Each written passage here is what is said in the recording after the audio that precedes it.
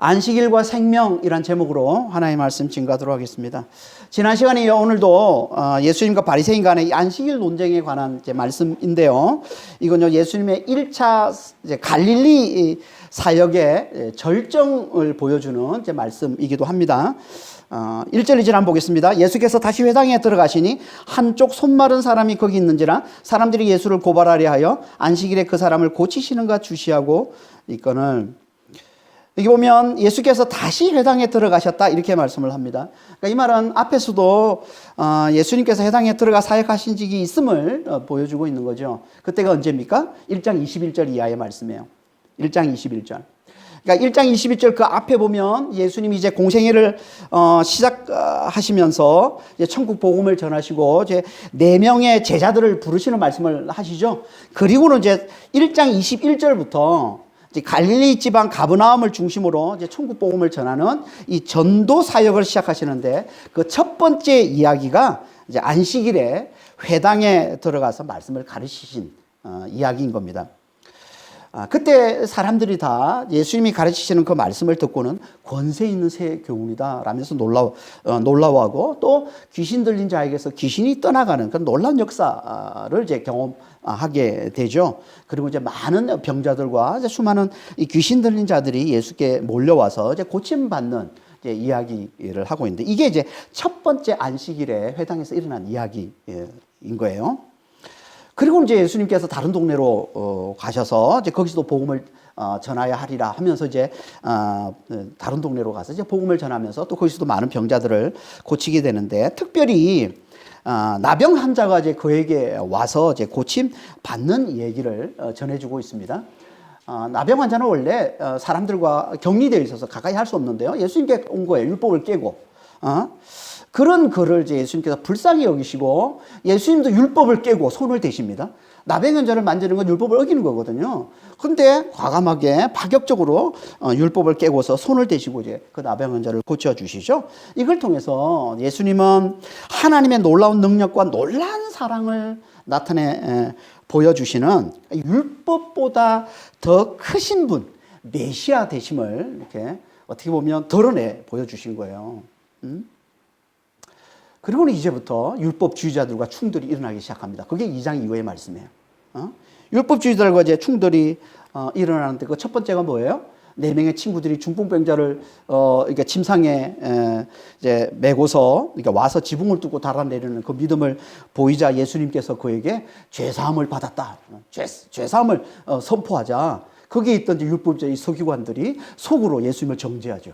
이건 신성모독이다.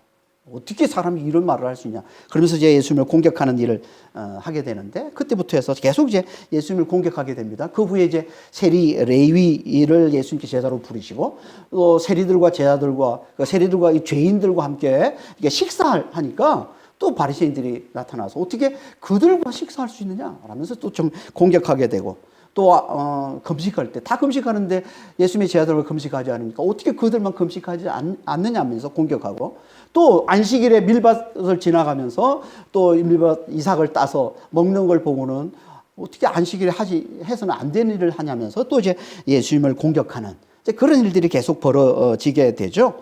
이런 이제 바리새인들의 이 공격이 이제 1차적으로 절정에 달하는 본문이 이제 오늘 본문 말씀인 거예요.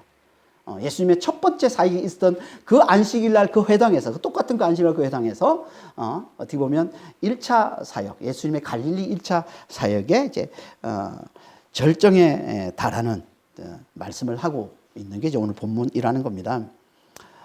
그러니까 갈릴리에서의 1차 이 사역은 안식일 날 회당에서 시작해서 마치 안식일 날 회당에서 끝마치는 그런 어떤 형국인 거예요.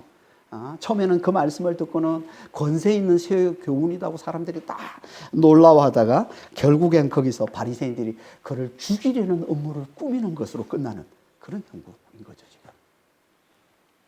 뭘 보여주는 겁니까? 예수님의 이 천국 복음은요. 권위 있는 새 교훈, 다시 말해서 율법의 가르침과는 너무나 다른 그걸 뛰어넘고 그걸 뒤집어 엎어버리는 하나님의 놀라운 능력과 놀라운 사랑을 전하고 그걸 드러내는 가르침이라는 거예요. 이게 예수님이 전하는 천국 복음. 예수님과 함께 하나님 나라가 임했다는, 예수 안에 하나님이 계시고 예수 안에 하나님의 나라가 있다는 천국 복음이라는 겁니다. 그리고 이게 우리가 받은 복음인 거죠. 우리가 받은 복음이 이 복음이잖아요. 예수 안에 하나님이 계시고 예수 안에 하나님의 나라가 있다는. 다시 말해서 예수를 믿으면 예수님께서 우리의 모든 죄를 지고 죽으셨음을, 우리 죄의 몸이 예수님과 함께 십자가에 못 박혀 죽었음을 우리가 믿는다면, 그걸 받아들인다면 부활하신 예수께서 우리 안에 들어와 사시는, 성령으로 말미암아 성령을 부어주시고, 그리고 성령 안에서 그리스도가 우리 안에 들어와 사시는. 그래서 바울이 그런 거 아니에요. 이제는 내가 죽었고 그리스도와 함께 죽었고 이제 내 안에 그리스도가 사신다라고 고백하고 있는 거예요. 그러니까 그리스도가 산다는 거는 그리스도 안에 하나님이 사시는 겁니다. 그래서 그리스도 안에 있는 하나님의 사랑이라고 그러는 거예요. 그러니까 내 안에 그리스도가 사신다는 건 그 그리스도 안에 하나님이 사시고 하나님과 함께 하나님 나라를 사는 게 되는 겁니다. 이게 믿는 자라는 거예요. 그러니까 믿는 자는 그 안에 그리스도가 살고 있는, 그 안에 하나님이 살고 계시는, 그 안에 하나님 나라를 사는, 부활과 영생을 사는 자, 영원한 승리를 누리며 사는 자가 됐다는 거. 이게 믿는 자라는 거예요. 이게 하나님께서 우리에게, 예수님께서 우리에게 가져다 주신 천국 복음이라는 거예요. 영원한 승리, 이미 영원한 승리를 누리며 사는 자라는 겁니다. 그래서 예수님께서 요한복음 16장 33절에 이렇게 말씀하신 거예요. 너희가 환난을 당하나 담대하라. 내가 세상을 이겼노라. 아니, 우리가 환난을 당하고 예수님이 세상을 이긴 거하고 무슨 상관이 있어요? 이 얘기는 무슨 얘기하는 거예요, 지금? 예수님께서 부활로 세상을 이기신 이 이김이, 우리가 예수를 믿음으로 말미암아 예수님이 내 안에 들어오셔서 그 이김이 내 이김이 되게 해주셨다는 거예요. 이김이. 이걸 알아보는 거, 이게 믿음이라고 그러는 거죠. 그래서 요한일서 5장 4절에 하나님께로부터 난 자마다 세상을 이기느니라. 세상을 이기는 승리는 이것이니 우리의 믿음이니라. 예수를 믿어 하나님의 자녀가 된 우리가 우리 안에 예수님이 사시기에 우리는 부활과 영생과 영원한 승리를 누리는 자가 됐다는 거예요. 이게 하나님의 나라. 이게 우리가 받은 복음이라는 거예요. 우리 안에 그리스도가 계시고 그리스도 안에 하나님이 사시고 하나님 나라가 있다는, 그 나라를 누리며 사는 자가 됐다는 거예요. 이게 우리가 받은 복음이라는 겁니다. 이 복음을 눈에 보이는 표적으로 나타내 보여주시는 것, 이게 뭐예요? 이게 귀신을 쫓고 수많은 병자들을 고치는 치유 사역인 거예요. 이게.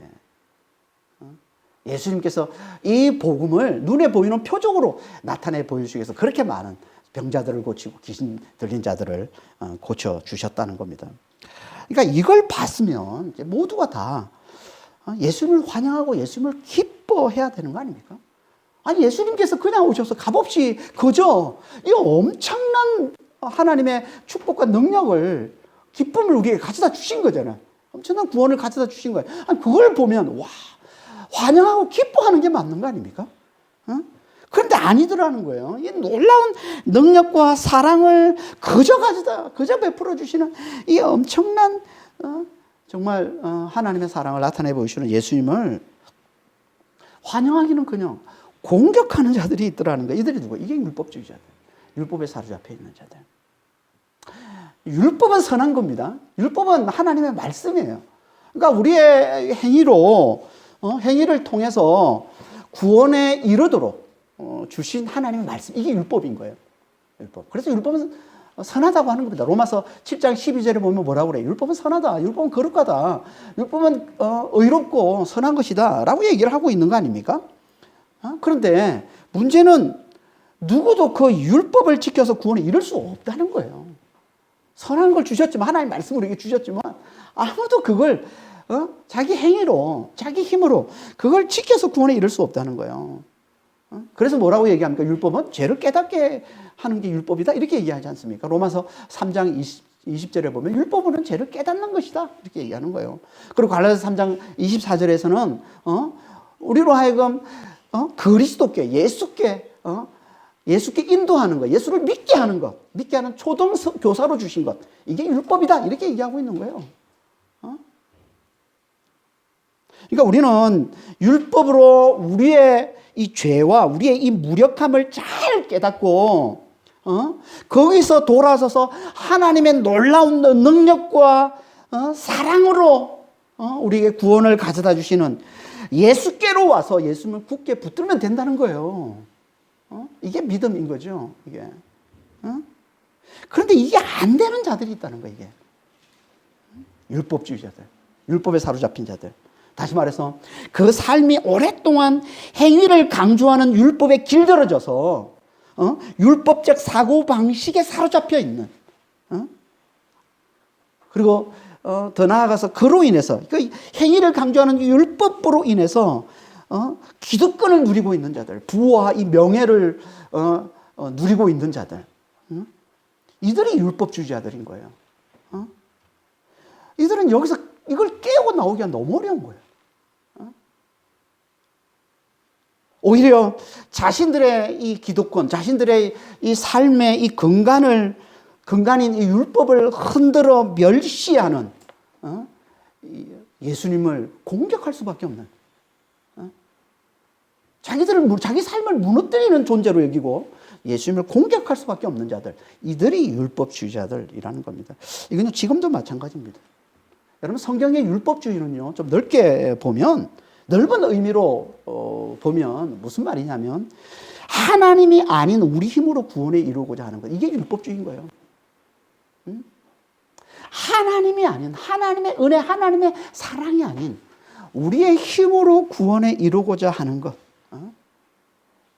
이게 넓은 의미의 율법주의라는 겁니다. 그러니까 우리가 지금 우리 힘으로, 인간의 이 지식과 이 지혜와 이 능력으로, 이 돈으로, 이 과학기술로 구원에 이룰 수 있다고, 얼마든지 내가 행복한 인생을 살아낼 수 있다고, 얼마든지 내가 성공하는 인생을 살 수 있다고 믿고 거기에 사로잡혀 있거나, 아니면 이미 그 기득권을 누리고 있다면, 우리도 율법주의자들인 거예요. 제가.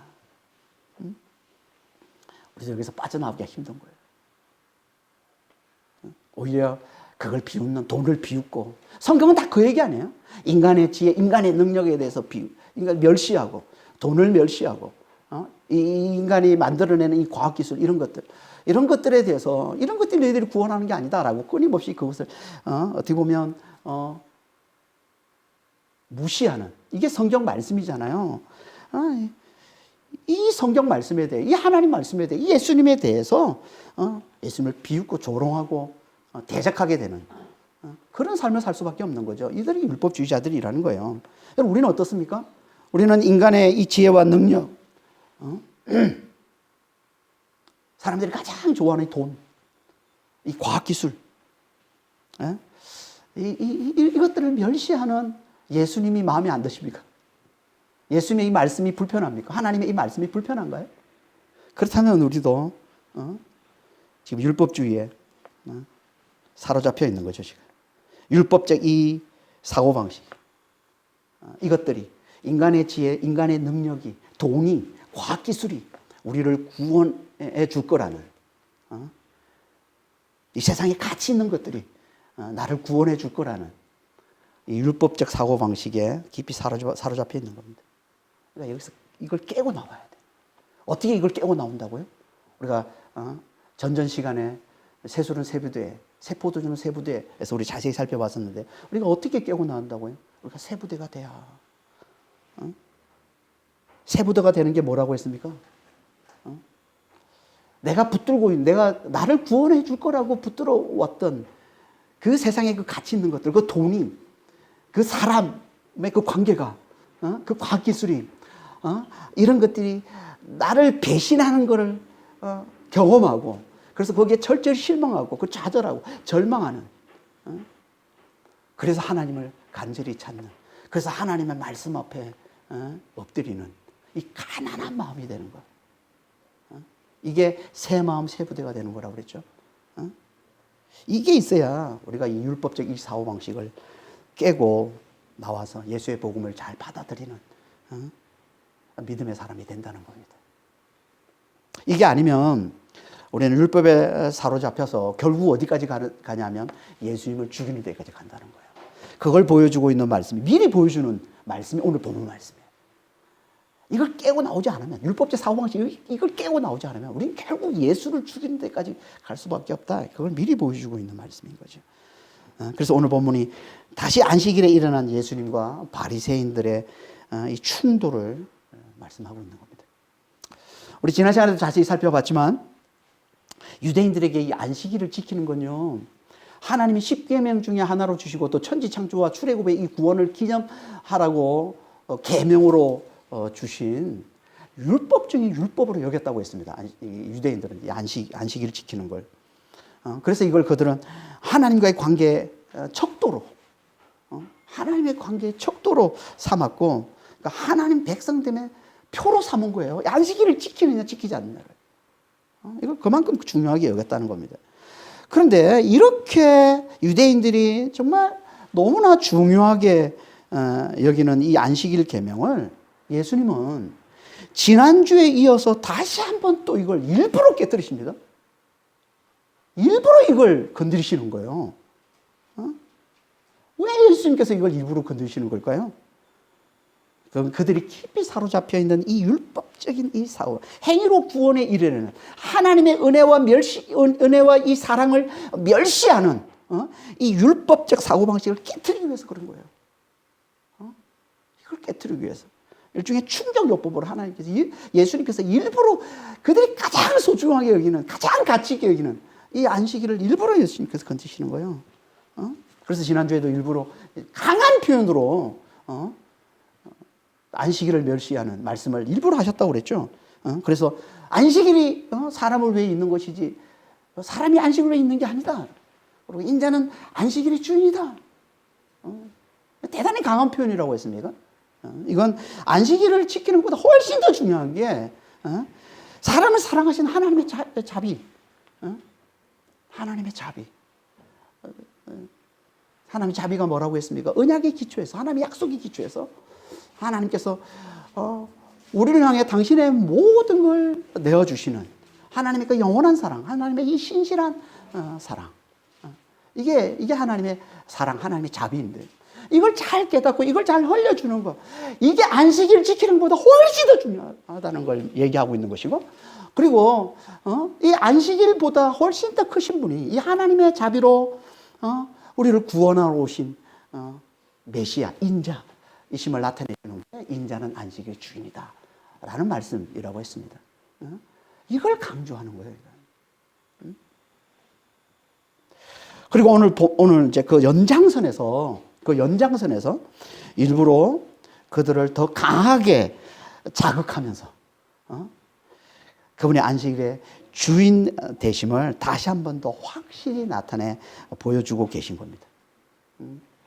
그래서 일부러 안식일에 회당에서 손 마른 자를 치유해 주신 거예요. 1절에 보면 예수님이 안식일에 회당에 가셨는데 거기에 손 마른 자가 있다 이렇게 얘기를 합니다. 손 마른 자가 있다. 이게 병행 본문인 누가복음 6장에 보면 오른손이 말랐다 이렇게 돼. 오른손 마른 자 이렇게 얘기를 하고 있습니다. 좀 더 구체적으로 오른손 마른 자 이렇게 되어 있습니다. 손이 말랐다는 얘기는 손이 마비되어 있는 걸 얘기하는, 손이 굳어져 있는 걸 말하는 거예요. 이게 손이 말랐다는 표현입니다. 우리도 가끔 우리 주변에서 이런 사람들을 종종 이제 보게 되지 않습니까? 엊그제 아버님, 어머님 모시고 이제 병원에 이렇게 다녀오다가 이제 횡단보도에서 이제 왼손이 마비된 사람, 왼손이 굳어진 사람이 지나가는 걸 봤는데요. 그걸 보고 이제 아버님이 그러신 거예요. 아직도 젊은데 참 저런 장애를 앓고 있다니까 참 안타깝다. 이런 이제 말씀을 이렇게 하셨는데, 오늘 본문에 나오는 이 손 마른 사람이 그와 비슷한 사람이라는 거예요. 이 손 마른 사람이. 오늘 본문에 나오지 않지만, 이제 외경, 우리는 이제 정경이죠. 우리가 보고 있는 성경은 정경입니다. 캐논. 정경인데, 이 외경에, 초대교회 때는 외경도 같이 봤습니다. 외경, 나사렛 복음에 보면, 여기 나오는 이 손 마른 자를 좀 더 구체적으로, 이렇게 얘기를 하고 있습니다. 거기 보면, 이 손 마른 자가 누구냐면 석공이에요.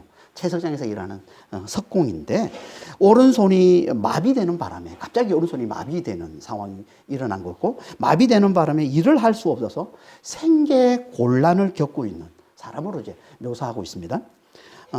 그리고 그가 이제 손이 낫기를 바라면서 회당에 왔는데 거기에 예수님이 오셨고 그 예수님을 보자 이 손 마른 자가 예수님께 손을 고쳐달라고 간청했다. 이렇게 얘기를 하고 있습니다. 그러니까 이 정경에는 나와 있지 않지만 외계에서 좀 더 이제 자세하게 설명하고 있는데 정황상 보면 외계에 나오는 이야기지만 충분히 그랬을 것으로 보입니다. 그래서 사람들이 다 알고 있는 거예요. 지금 오늘 정경만 우리 본문에만 보면 손 많은 사람이 있었는데 갑자기 사람들이 다 뭐라고 그래요? 예수를 고발하려 하여 안식일에 그 사람을 고치시는 거 주시오. 갑자기 고치는 거 주시했다는 말이 뭔가 좀 이렇게 사이에 좀 맥이 좀 안 맞잖아요, 그렇죠? 그러니까 사람이 다 알고 있는 거예요. 그러니까 이 사람이 손 마른 자가 예수님께 요청한 거예요. 내 손을 고쳐달라고. 그래서 사람들이 다 알게 됐다는 겁니다. 이걸 좀 더 2절 병행 본문이 이제 마태복음 12장 10절에 보면 이렇게 얘기했다고 사람들이 이렇게 얘기했다고 그럽니다. 사람들이 안식일에 고치는 게 옳은지 물어봤다. 그러니까 2절에 나오는 이걸 그러니까 주시했다 이렇게 돼 있는데 오늘 본문에서는 이걸 이제 마태복음에서는 예수님께 물어봤다는 거예요. 고치는 게 옳습니까? 이렇게 물어봤다는. 그러니까 이거는 이미 사람들이 다 알고 있다는 거예요. 이 상황을. 그러니까 손 마른 자가 예수님께 간청한 거예요. 이 손을 고쳐달라. 그런 상황에서 사람들이 진짜 고칠까? 이렇게 주시했다고 보는 거고 마태복음에서는 우리 예수님께 물어봤다는 거예요. 사람들이. 고치는 게 맞습니까? 이게 이렇게. 사람들이 다 알고 있다는 거죠. 여기 나오는 이 사람들이 누굴까요? 예수님을 고발하기 위해서 그 사람을 고치는지 안 고치는지 지켜보고 있는 이 사람들. 이들이 누굴까요? 이들이 6절에 나오는 바리새인들입니다. 6절에 바리새인에 대해 얘기가 나오잖아요. 그러니까 바리새인이나 바리새인을 지지하는 사람들이겠죠. 그러니까 지금 이 바리새인들은요. 예수님이 그들의 가르침, 율법의 이 가르침에 반하는 자인지 의심하는 단계를 이제 넘어서서 계속 주시해 왔잖아요. 근데 계속 사역할 때마다 율법에 반하는 행동하고 율법에 반하는 말씀을 하시는 거예요. 내 제3의 권세가 내게 있다는 그러고 죄인들과 식사를 같이 하고 안식일에 물밭에서 이삭을 따서 먹고 이게 다 율법에 반하는 이제 의심하는 단계를 넘어서서 이제는 그걸 확신하고 이제 고발할 증거를 찾고 있는 그런 상황이라는 거예요, 지금. 그리고 이제 그 기회가 찾아온 거예요. 안식일에 고치는, 안식일에 치유하는. 이건 명백하게 율법을 어기는 게 되기 때문에 증거가 되는 거죠. 그래서 그 기회를 엿보고 있었다. 이렇게 얘기를 합니다. 이런 상황을 예수님이 다 알고 계신 거예요. 바리새인들이 이걸 자기를 고발하기 위해서 지금 주시하고 있다는 걸 다 알고 계십니다. 그래서 이렇게 말씀하는 게 3절에 예수께서 손 마른 사람에게 이르시되 한가운데로 일어서라. 한가운데로 일어서라. 이 말은 일어나서 한가운데로 나오라 이런 말이에요. 정확히 번역하면 일어나서 한가운데로 나오라. 그러니까 분명 이 장애를 앓고 있기 때문에 부끄러움 때문에 구석진 곳에 있었겠죠. 사람들이 많이 있으면 항상 구석진 곳에. 그러니까 병을 낫기 위해서 하나님 앞에 예배를 드리는데 사람들 앞에 보이기는 싫고 그러니까 구석진 곳에 있었을 거예요. 분명히. 그렇죠? 그런 상황에서 예수님께서 그에게 한가운데로 모든 사람들이 보는 앞에 다 나오라는 거예요. 왜요? 사람들이 다 보는 앞에서 그를 치유해 주시겠다는 거예요. 보는 앞에서 다 치유해 주시겠다. 뭘 보여주는 겁니까 지금? 예수님은요 안식일에 치유해야 될지 말아야 될지 고민하지 않으셨다는 거예요. 안식일이라도 아픈 사람이면 당연히 치유해야 된다고 생각하고 계셨다는 거예요. 그래서 모든 사람이 보는 앞에 그를 불러내신 거예요. 치유하겠다고 불러내신 거죠. 불러내셨다는 겁니다. 안식일이 예수님께서 안식일 규정을 몰라서 그러신 걸까요? 아니에요. 예수님 잘 아셨습니다. 아니 안식일에 밀밭에서 이삭을 따서 먹는 것도 안식일을 어기는 거라고 그러니까 율법을 어기는 거라는 걸 예수님이 잘 아셨는데 그보다 훨씬 강한 규정인 이 안식일의 치유 금지 이 규정을 예수님께 왜 몰랐겠어요? 잘 아셨을 거예요. 유대인들은요 안식일에 생명이 아주 위급한 상황이 아니면 치유를 금했습니다. 율법을 어기는 것이다. 이렇게 치유를 금했습니다. 그러니까 아무리 크게 다쳐도 사람이 봐가지고 지금 죽을 위기에 처했다? 죽을 고비가 처했다? 그런 상황이 아니라면 좀 더 있어도 되겠네? 시간이 뭐 좀 더 지나도 되겠네? 그러면 치유를 못하게 했다는 거예요. 그리고 안식일이 끝나고 치유하도록 그렇게 했다는 겁니다. 그러니까 치유를 금하는 게 안식일의 규정이었던 거죠. 예수님이 이걸 너무 잘하셨어요. 그런데도 예수님은 지금 손 마른 자, 생명이 위급한 상황이 아니잖아요, 지금. 손만 얼마든지 활동할 수 있고 손만 마른 것뿐이지 삶을 살아가는 데 문제는 없잖아요, 그렇죠? 손만 마른 것뿐이지. 그러니까 위급한 상황이 아닌데, 생명이 위급한 상황이 아닌데도 지금 그를 고쳐주시겠다고 지금 사람들을 보는 앞에서 보란 듯이 그를 고쳐주겠다고 사람 앞에 지금 한가운데로 불러내시더라는 거예요. 마치 지금 일부러 풍파를 일으키려고 작정하신 것처럼 예수님이 그렇게 행동하고 계시는 겁니다, 지금. 그렇지 않다면, 만일에 예수님께서 조금이라도 지금 여기 있는 안식일을 너무나 소중히 여기는, 너무너무 가치 있게 여기는 이 자들에 대한 좀 이렇게 그들을 배려하고 그들과 좀 타협하는 마음이 있었다면 예수님은 이렇게 하시지 않았을 거예요. 이렇게 하시지 않았을 거예요. 아무리 지금 손 마른 자가 뭐 간청하고 애원한다 할지라도 예수님은 이렇게 했을 거예요. 지금 안식일이니까. 나중에 안식일이 끝나고 난 다음에 해가 저물면 그때 내가 고쳐줄게. 아마 그러면서 좀 이렇게 돌려보냈을 겁니다. 그리고 그래도 충분히 이해했을 거예요. 왜냐하면 당시에 사람들은 다 그렇게 알았기 때문에. 안식일에는 치유가 안 된다는 걸. 생명이 위급한 상황이 아니면 안식일에는 치유가 안 된다는 걸 알고 다 안식일이 끝나고 치유받으러 나왔기 때문에 당시 사람들은 다. 우리가 앞에서도 보지 않았습니까? 마가복음 1장 32절에 보면 이렇게 말씀합니다. 저물어 해질 때 모든 병자와 귀신 들린 자를 예수께 데려오니. 저물어 해질 때. 안식일은요, 저녁 6시에 끝나는 겁니다. 금요일 날 저녁 6시부터 토요일 저녁 6시까지 안식일입니다. 그러니까 저녁 6시에 안식일이 끝나자마자 사람들이 기다리고 있다가 다 몰려온 거예요, 예수님께. 사람들이 너무 잘 알았다는 거예요. 안식일에는 치유가 안 된다는 걸. 그래서 기다렸다가 안식일이 끝나자마자 사람들이 예수님께 몰려. 이게 당시 사람들의 생각이에요. 그러니까 예수님이 달래가지고 지금 안식일이니까 말고 좀 있다가 해가 저물면 와라 해서도 충분히 이해했을 겁니다. 충분히 받아들였을 거란 말이에요. 근데 예수님은 그러지 않으신 거예요. 지금 자기를 고발하는 자들이 눈에 지금 불을 켜고 지켜보고 있다는 걸 알면서도 보란 듯이 일부러 그를 앞으로 한가운데로 불러내서 그를 치유해 주시려고 하죠. 왜 예수님께서 이렇게까지 하시는 걸까? 왜? 당신이 안식일의 주인임을 확실하게 나타내 보이시기 위해서. 확실하게 나타내 보이시기 위해서. 이걸 좀 더 강조해서 다시 말씀하고 있는 게 4절 말씀이에요. 4절에 이렇게 말씀하고 있습니다. 그들에게 이르시되 안식일에 선을 행하는 것과 악을 행하는 것, 생명을 구하는 것과 죽이는 것 어느 것이 옳으냐 하시니 그들이 잠잠하거늘. 이건요, 지금 사람들이 자기를 고발하려고 지켜보고 있다는 걸 알고 계셨음을 보여주는 말씀이죠. 그래서 그들에게 지금 안식일에 생명을 구하는 것과 죽이는 것 어느 게 옳으냐? 이렇게 물어보는 거예요. 지금. 알고 계셨다는 거예요. 그래서 이 질문을 던지고 있는 거예요, 지금. 여기서 예수님은 지금 손 마른 자를 고치는 이 일을 뭐와 같다고 보는 거예요? 선을 행하고 생명을 구하는 것 같다. 이렇게 예수님 보고. 이건요, 바리새인들이 들을 땐 대단히 의아한 겁니다. 아니, 지금 손 마른 게 죽을 위기에 처한 것도 아닌데, 이게 무슨 생명과 무슨 상관이 있습니까? 생명을 구하는 건 무슨 상관이 있어? 아마 이렇게 의했겠죠.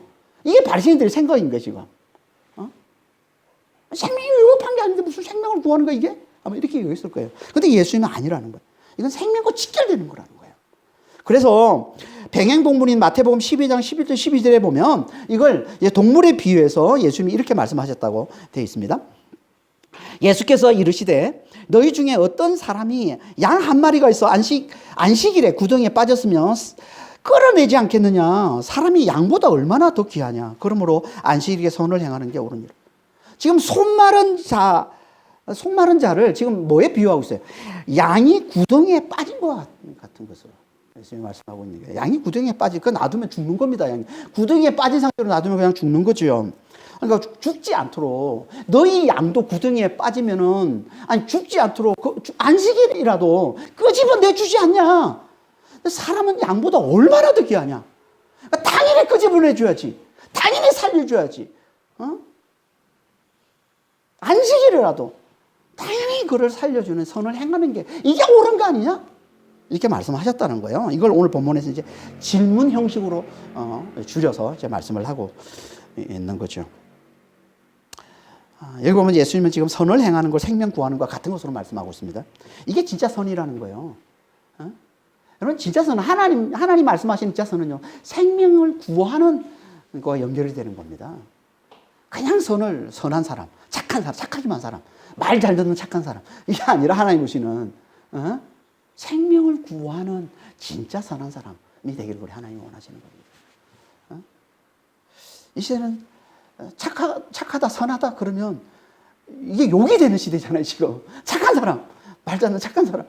욕이 된 시대가 되어버렸어요. 그러니까 시대가 얼마나 악한지 몰라요, 지금. 그러니까 진짜 선, 하나님은 진짜 선을 우리에게 말씀해요. 그 생명을, 이 선은요, 생명을 구하는 거예요. 사람의 생명을 구하는 거예요. 물론, 참 생명을 주시는 분은 하나님 한 분밖에 없죠. 그래서 예수님이 뭐라고 그래요? 하나님만이 선하시다라고 말씀하고 있는 거 아닙니까? 그래서 예수님께서. 마가복음 이제 마태복음 19장에 보면 예수님이 그렇게 하나님만이 선하시다. 그러니까 우리가 진짜 선한 삶은 어디서 살 수 있어요? 하나님 안에서만 살 수 있어요. 예수를 믿는 자만이 진짜 생명을 가지고 선한 삶을 제대로 살 수 있는 거예요. 그러니까 이 시대가 이렇게 선이 욕을 먹는 시대가 돼버린 건요, 그만큼 우리가 하나님을 모르고 예수를 모르기 때문에 그런 겁니다. 예수를 믿는 사람은 사람의 생명을 구하는 진짜 선한 삶을 사는 자임을 말씀하고 있는 거죠. 그러니까 예수님은 지금 손마름을 치유하는 건 손만 치유하는 게 아니라 그의 생명을 구하는 선을 행하는 것과 직결된 것으로 지금 말씀하고 있어요. 손만 치유하는 게 아니라 생명을 구하는 것과 직결된 것이다. 이건요, 1차적으로는 이 손마른 자와 그의 가족들의 생계와 직결된다는 것을 말씀하는 겁니다. 1차적으로. 생계와 직결되는 거잖아요. 그러니까 지금 이 손 마른 자는 손이 마르면서 일을 할 수 없는 상황이 돼버렸고, 그래서 그 가족들의 생계가 지금 끊어진 그런 상태가 돼버리는 거란 말이죠. 그러니까 이건 그와 그의 가족의 생사가 달린 문제라는 겁니다. 예수님은 이걸 보고 이 삶의 문제, 그로 인한 이 마음의 고통, 이걸 보고 예수님이 말씀하시는 거예요. 하지만 바리새인들은 이걸 보지 못하는 거죠. 그의 그 삶의 문제, 그 마음의 고통, 이거는 보지 못하고, 이거는 읽지 못하고, 여기는 공감하지는 못하고, 그냥 눈에 보이는 그 안식일 규정, 안식일에 병을 고치면 안 되는데, 치유받으면 안 되는데, 치유받느냐 안 받느냐, 그게만 관심 있고, 그것으로 판단하고, 그것으로 정죄하는 자들, 이게 율법주의자들인 거예요. 이게 바리새인들이라는 겁니다. 우리 지금도 마찬가지입니다. 우리가 지금도 사람들이 힘들고 아파할 때 그냥 겉으로 보이는 그 모습만 보고서 그 사람을 판단하고 있으면, 그 사람이 그로 인해서 그 삶에 얼마나 아픔이 있고 고통이 있고 마음에 얼마나 큰 고통인지는 읽어보지 못하고, 그걸 공감하지는 못하고, 그건 보지를 못하고, 그냥 겉으로 보이는 그 행동, 그 행위만 보고서 그 사람을 판단하고 그 사람을 정죄하고 있다면 우리가 바리새인들의 후예인 거예요. 이게 1차적으로 생명과 직결된다는 말씀이고요. 하지만 예수님은 이보다 훨씬 더 중요한 이 너머에 있는 영적인 문제까지 내다보시면서 이 말씀을 하고 있는 겁니다. 그러니까 이 생명은 영적인 문제, 다시 말해서 죄로 말미암아 사망에 이르게 되는 이 영적인 문제까지 내다보면서 이 말씀을 하시는 거예요, 지금. 이 생명에 대해서. 지금 이 손 마른 자는 죄로 인해서 죽을 수밖에 없는, 영원히 멸망당할 수밖에 없는 자로 예수님이 보시는 거예요.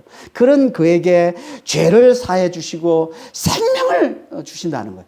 이게 안식일에 선을 행하고 생명을 주는 게 옳다는, 그분을 치유해, 그 손 마른 자를 치유하시는 예수님의 행동이심을 보여주고 있는 겁니다.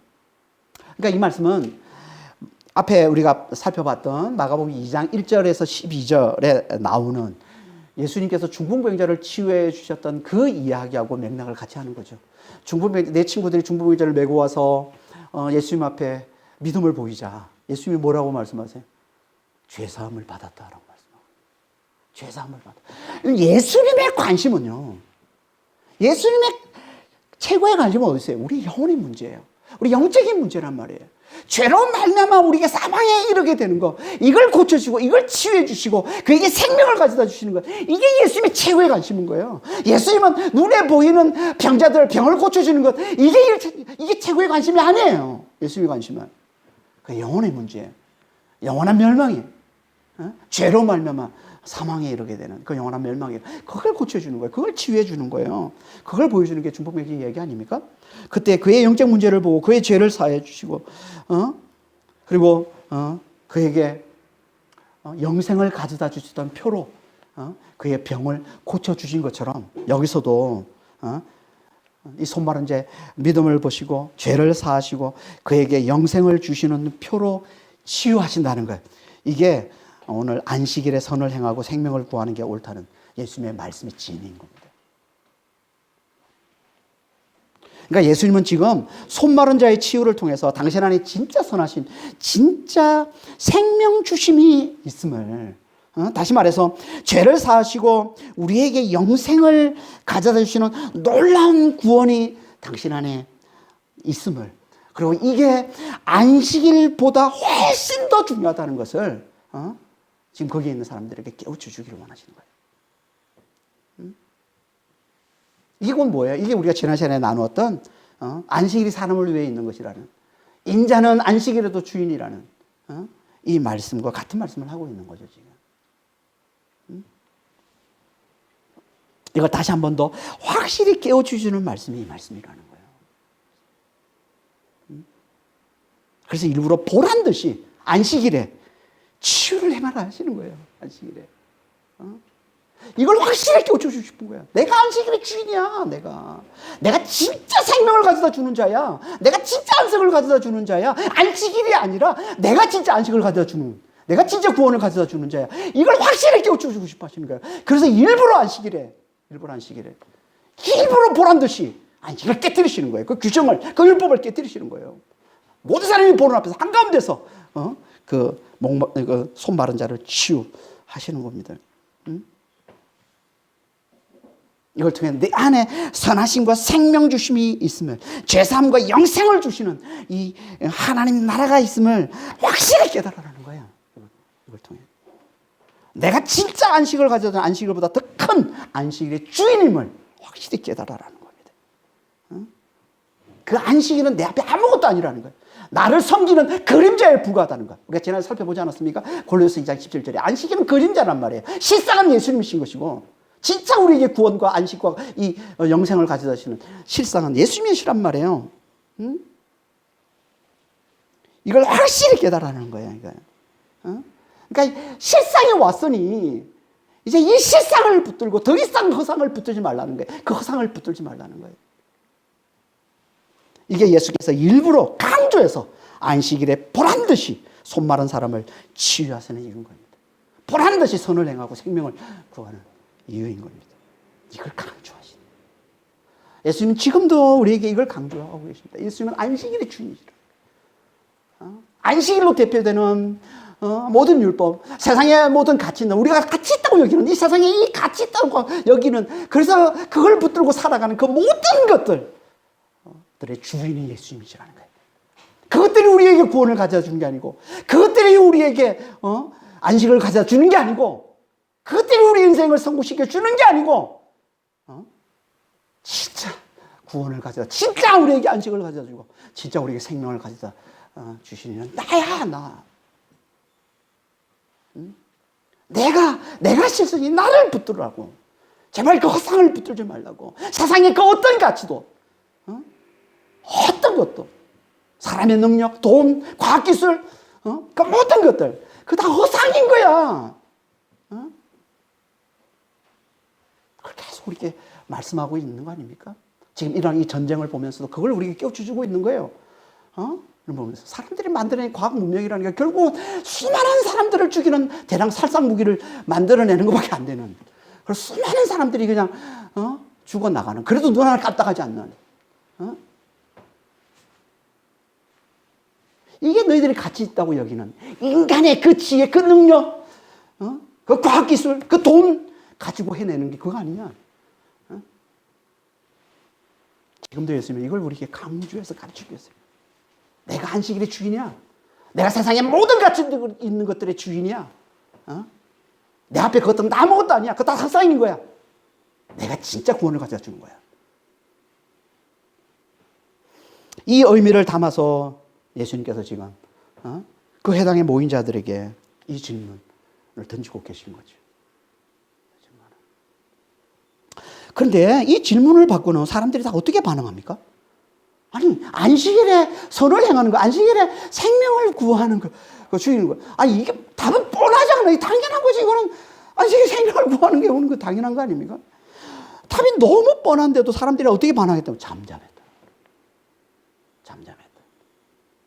아, 그것을 너무나 잘 알고 있는데, 그래서 생명이 위급한 상황이 아니면은 치유하지 말라고 그러고, 생명이 위급한 상황, 생명을 구하는 게 우선이. 그것들도 그렇게 규정으로 해놓고 있는데, 안식일에. 너무나 잘 알고 있는, 근데도 그들은 아무도 대답하지 않고 가만히 있었다는 거예요. 잠잠했다는 겁니다. 왜요? 그거는 그들 속에 악이 가득했기 때문에. 예수에 대한 미움이 가득했기 때문에. 예수를 미워하는 마음이 가득하기 때문에, 그들의 입에서 선한 말을 내놓지 못하는 거예요. 예수의 말씀을 인정하고 그걸 받아들이는 말을 내놓지 못하는 거예요. 그래서 마태복음 12장 34절에 보면 뭐라고 그래? 너희 속에 악이 가득함으로, 악이 가득해서 입 밖으로 선한 말을 할 수 없다. 예수님 그렇게 말씀하시죠. 여러분, 우리 속에 악이 가득하면 선한 말을 못 내놓습니다. 그걸 보여주고 있는 것이고. 예수님을 미워하는 마음이 그 속에 가득하니까. 그래서 이걸 뭐라고 표현해요? 마음의 완악함. 이렇게 얘기하는 거예요. 5절에서. 그들의 마음이 완악함을 탄식하사 노하심으로 그들을 둘러보시고 그 사람에게 이르시되 내 손을 내밀라 하시니 내밀매 그 손이 회복되었더라. 여기 보면 원래 정확한 순서는요 이렇게 되어 있습니다. 노하심으로 둘러보시고 그들의 마음의 완악함을 탄식하자. 탄식하다는 건 슬퍼하다는 말이에요. 그 마음의 완악함을 탄식했다. 이게 원래 순서인데요. 그러니까 이건 어떤 거냐면 아무도 선한 말을 못하는, 예수님의 말씀을 공감하지 못하고 받아들이지 못하는 그 악한 상황, 그걸 조장하고 있는 그 악한 자, 그 악한 영, 그게 노하신 거예요 지금. 그리고 그 악함에 사로잡힌 그들 이 마음의 이 완악함을 보시고는 슬퍼하신 거예요. 탄식하신 거예요. 이 분노와 이 탄식, 이게 예수님, 그 하나님이 우리에게 우리가 악한 모습을 나타낼 때마다 나타내신 하나님의 감정입니다. 이 분노와 이 슬픔, 분노와 이 탄식이. 그러니까 이거는 하나님이 죄는 미워하고 사람은 미워하지 않는 것을 잘 보여주는 말씀이기도 한 거예요. 정말 하나님이. 그래서 요한복음 11장에도 보면 예수님께서 그 나사로가 죽었을 때 그 누이들이 와서 울고 사람들이 울고 보고서 예수님이 어떻게 하셨나? 비통히 여기시고 불쌍히 여기시다. 비통히 여기시고 슬퍼하시다. 이렇게 말씀하고 있어요. 그러니까 비통히 여기다는 이 단어가 분노했다. 경노하셨다는 거예요. 그 상황에서 경노하시고 또 슬퍼하신 거예요, 예수님은. 그러니까 그 상황, 그게 악이 지금 득세하고 있는 그 죽음이라는 걸 가지고 악이 득세하고 있는 그걸 보면 예수님이 경노하신 것이고, 그리고 그 슬퍼하는 사람들을 보면서 슬퍼하시고, 여기도 마찬가지예요. 예수님이 그래서 분노와 이 슬픔을 항상 우리에게도 두 마음을 항상 같이 가지고 있습니다. 우리가 넘어질 때마다 두 마음을 같이 가지고 있는 겁니다. 완악한 마음, 이 완악함, 마음이 완악함, 이건요 굳은 마음을 얘기하는 겁니다. 이 완악하다는 이 단어가 돌같이 굳었다는 뜻이에요. 돌같이 굳어 있는 거예요, 지금. 그러니까 이건 앞에서 우리가 얘기했던 오랫동안 정말 길들여진 율법적 이 사고 방식에 사로잡혀서 단단해진, 딱딱해진, 그래서 예수의 복음을 받아들이지 못하고 있는 이 돌같이 굳은 이 마음을 얘기하는 거죠, 지금. 그러니까 이게 깨져야 복음을 받아들여요. 이게 깨져야. 그래서 이게 어떻게 깨진다고 했습니까? 환난을 통해서 하나님이 우리가 붙들어왔던 것에 대해서 우리가 철저히 실망하고 철저히 우리가 절망하게 될 때 이게 깨져나간다는 거예요. 그래서 에스겔서 36장 26절에 보면은 에스겔 선지자가 이렇게 말씀하고 있어요. 내가 너에게 새 마음을 주되 육신에서 굳은 마음을 제거하고 부드러운 마음을 줄 것이다. 이 에스겔 선지자가 이 말씀을 언제 했냐면 이스라엘이 멸망당한 후에, 이스라엘이 멸망당하고 포로로 잡혀가 있는 상황에서 이 말씀을 하고 있는 거예요.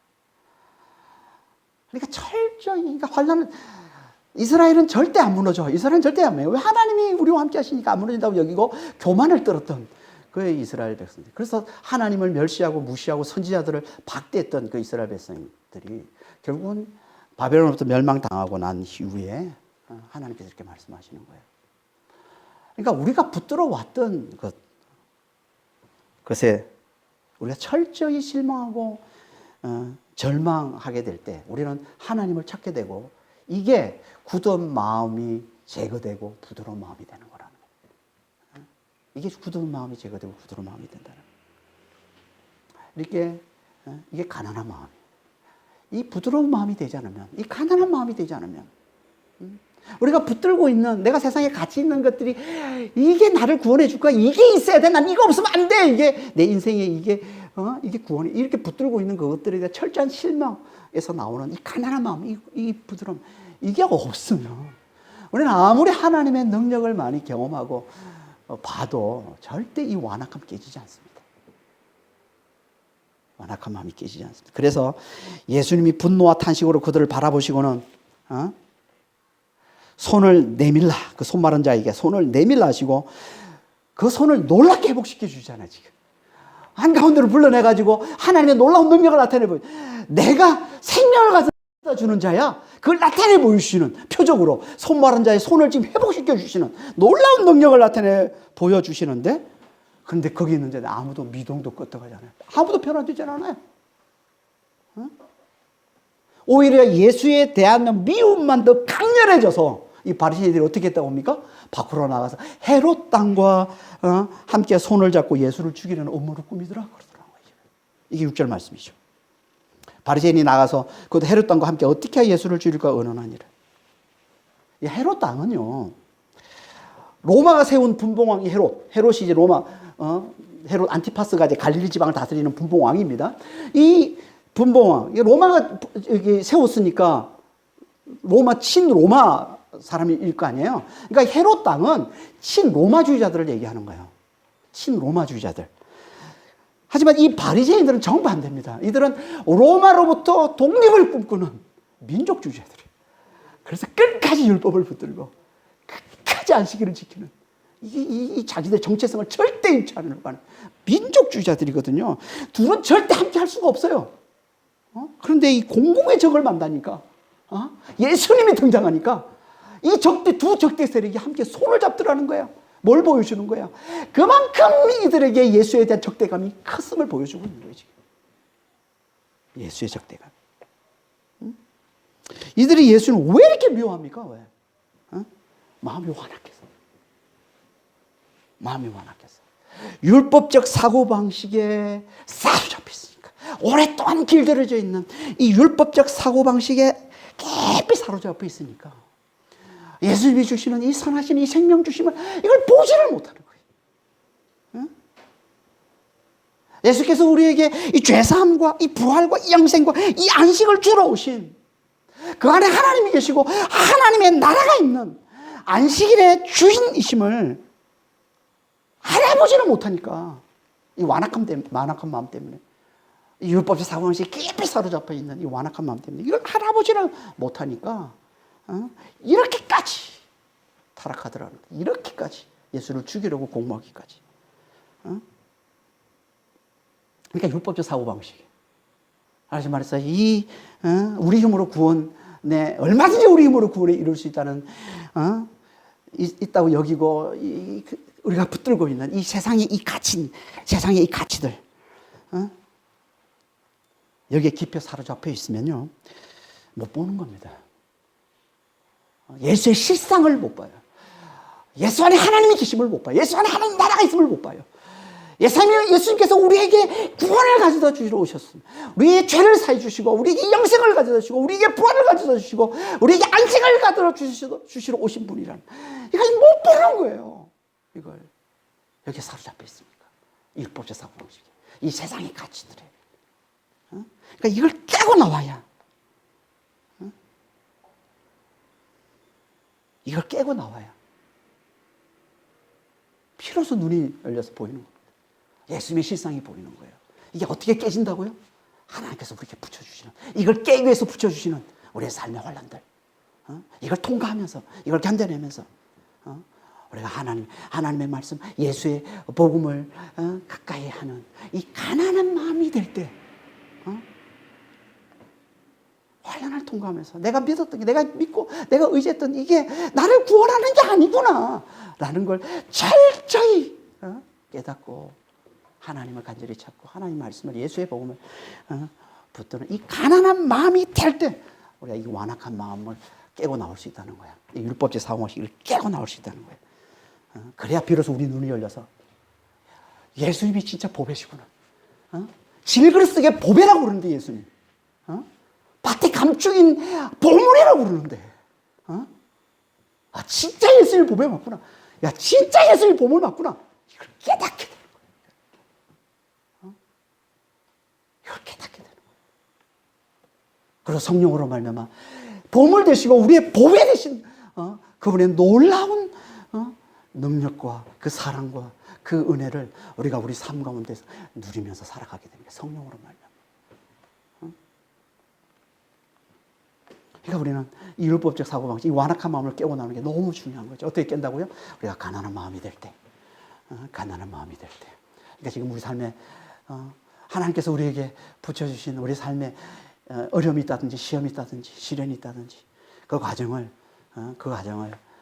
너무 투덜대지 마시고 뭐 견디기 힘들면 투덜대더라도 하나님 앞에 나와서 좀 투덜대세요.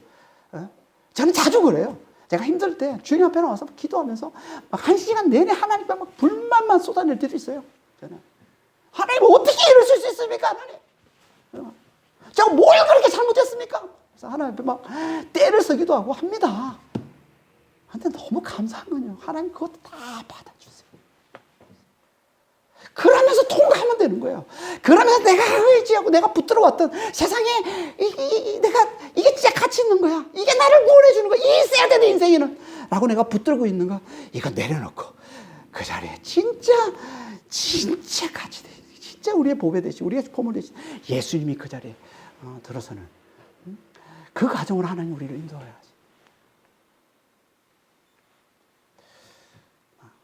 그런 믿음의 사람들이 다 되시게 예수님을 축원합니다. 기도하겠습니다. 하나님 아버지, 하나님을 간절히 찾는 이 가난한 마음, 정말 우리 안에 이게 가난한 마음이 있도록 주님. 그러려면 율법적인 사고방식이 깨져야 됩니다. 완악함이 깨져야 됩니다. 내가 하나님을 왜 붙들고 있는 가치, 나를 구원해 줄 거라고 내가 붙들고 있는 이거, 여기 철저하게 실망하고 좌절하고 절망하는, 정말 이 완악한 마음이 깨져나가는, 아버지 하나님, 이 굳은 마음이 깨져나가는 이 일이 있어야 됩니다, 주여. 그래서 우리의 마음이 가난해질 수 있도록. 그래서 주여, 정말 안식일로 대표되는 이 세상의 그 어떤 가치들도 예수 앞에 아무것도 아니라는, 예수의 이 안식 주인 되심, 예수님의 이 생명 주심, 예수 안에 이 죄사함과 부활과 영생과 안식을 주시는 하나님의 나라가 있음을, 아버지 하나님, 지금 우리가 잘 깨닫게 하시고, 그래서 더 예수를 굳게 잘 붙들므로 성령으로 말미암아 그 하나님 나라를 누리며 사는, 아버지 하나님, 그런 믿음의 성도들이 될 수 있도록 저희를 축복해 주시고 주님 인도하여 주시옵소서. 감사하며 우리 주 예수 그리스도로 기도합니다.